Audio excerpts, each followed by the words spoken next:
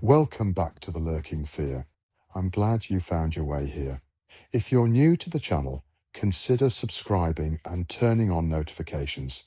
If you've been with us for a while, leave a comment below. I want to know what you think of tonight's account. Now, get comfortable, lock your doors, pour yourself a glass of something strong, whiskey if you have it. You're going to need it.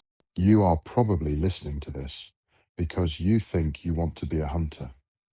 You've seen the videos online, read the creepypastas, maybe even had your own brush with the unexplained out in the tree line. Now, you're thinking about hunting these things. You think it might be exciting. You think it might give your life purpose. The truth is, you have no idea what you're asking for. Most people call them werewolves. That's fine. Humans like putting neat labels on things they don't understand. It makes them feel safe. We call them dogmen, because that is exactly what they are. Some can change, some can't. Some used to be human, some never were. It doesn't matter much when they are trying to tear your throat out. What matters is understanding that this isn't a movie. Silver bullets and full moons don't make this simple. This is a war that nobody knows is happening, fought in the deep, dark places where normal society doesn't tread. I've been doing this for 15 years. I've lost friends. I've lost family. I have sacrificed everything that resembles a normal life. But I'm still breathing and I'm still hunting. That makes me either one of the lucky ones or one of the crazy ones. My name is Elias Thorne. I'm currently sitting in a cabin in northern Michigan, cleaning a custom-built 338 Lapua Magnum, and I have some truth to share with you. Before all this started, I was a construction foreman in West Virginia. I had a girlfriend named Elena, a nice apartment, and season tickets to the games. I was a normal guy. On weekends, I'd hunt whitetail with my buddy Mark. I loved buying the latest gear, thermal scopes, trail cams. I had no idea those toys would eventually save my life. It was November of 2008. We were behind schedule on a massive warehouse project near the Monongahela National Forest. The boss was riding me about deadlines, so I was pulling late nights in the site trailer. I remember that night with perfect clarity. The temperature dropped into the low 30s. We had industrial floodlights casting long, distorted shadows across the site. The crew had left hours ago, leaving me with nothing but the drone of the diesel generator. I'd been staring at paperwork for hours. It was mind-numbing. That's probably why I almost missed the shift in the atmosphere. You know that feeling when the air gets heavy right before a storm? It was like that, but oppressive. The generator sound seemed to fade, even though it was running fine. The shadows looked deeper than they should have been.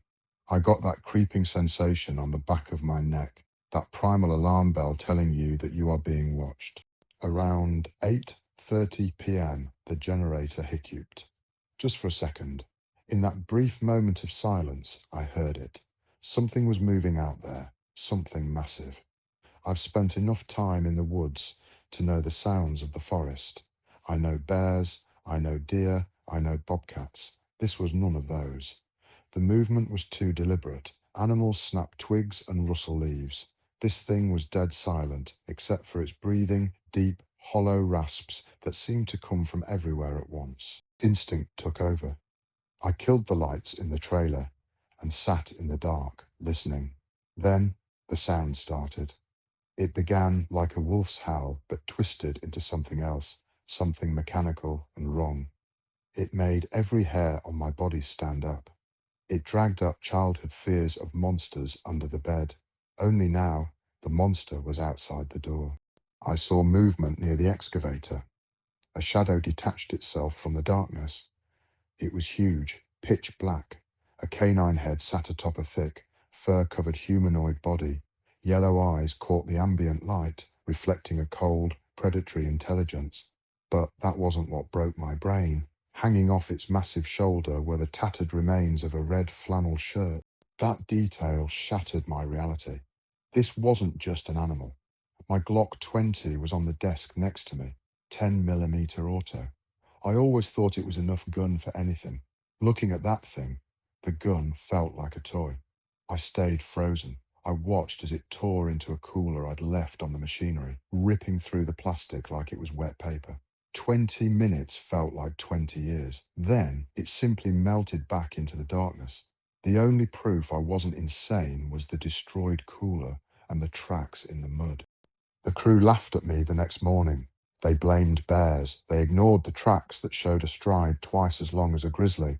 They ignored the claw marks that were physiologically impossible for local wildlife. That morning changed everything. You have two choices when your world breaks. You try to forget or you dig. I chose to dig, as I lost my job. Elena left me. She said I was obsessed. She was right. I spent weeks in libraries and on forums looking for patterns. That's how I found Silas. Silas was an old-timer I met in a dive bar near the border. He left a note on my windshield with coordinates and a time. His place was a fortress disguised as a farmhouse, fake cameras covering the real ones, hardened perimeter. He tested me first, made me tell my story 3 times, looking for inconsistencies. When I mentioned the flannel shirt, he just nodded. "Congratulations," he said. "You're not insane. But you're going to get yourself killed if you keep stumbling around in the dark." Silas took me to his basement. It was a war room. Maps covered in pins, filing cabinets of reports going back to the 1950s. Silas had been a game warden for 40 years. He knew the truth. He told me, "Everything you think you know about hunting is wrong. These aren't animals. They think, they plan, and they are smarter than you." Training started the next day. I moved into his guest room. For 6 months, he broke me down and built me back up. I learnt to track things that leave no tracks. I learnt to move silently with 50 pounds of gear. I learnt to shoot from awkward positions in near total darkness. Silas made me run obstacle courses blindfolded. "They hunt by sound first," he would say, "then smell, then sight. Deny them all 3. The weapons came later. That 338 Lapua I mentioned. Silas made me strip and reassemble it 100 times before I ever fired a live round. By month 4, we were tracking. We never saw one, but we found the signs. Deer carcasses buried under leaves, territorial markings on trees 8 feet off the ground. I met other hunters at Silas's place, men with scars and 1,000-yard stares, ex-military, former cops, survivors like me. They all had that look, the look of someone who has peeked behind the curtain of reality and didn't like what they saw. I thought I was ready. I had the gear, the training, and the arrogance of a rookie. My first kill happened in October of 2009 near a place I'll call Hollow Creek. A local farmer had lost 3 cows in a week. They hadn't been eaten, they had been destroyed. It was sport killing. Silas and I set up in an old hunting cabin on the property. On the 3rd day, Silas had to head into town for generator parts, leaving me alone. He gave me strict orders: maintain radio contact, keep the fire low, and don't be a hero. Around midnight, under a full moon, I heard a woman screaming. It sounded like someone being tortured. Silas had warned me about this. They mimic us, they know our sounds, they know that a human scream triggers a rescue response. I checked the radio, static. The satellite phone was dead. It was jamming us. It knew I was alone. The screaming stopped, replaced by the sound of heavy movement approaching the cabin. I made a rookie mistake. I stepped outside. I found myself on an old logging road, exposed.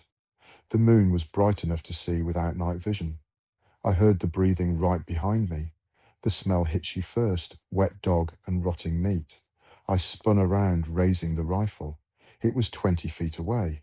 A dark shape, yellow eyes, moving with a fluid, zigzag motion that defied physics for something that size. My first shot took it in the shoulder. The 338 Lapua hits with 4,500 foot-pounds of energy. It should have dropped an elephant.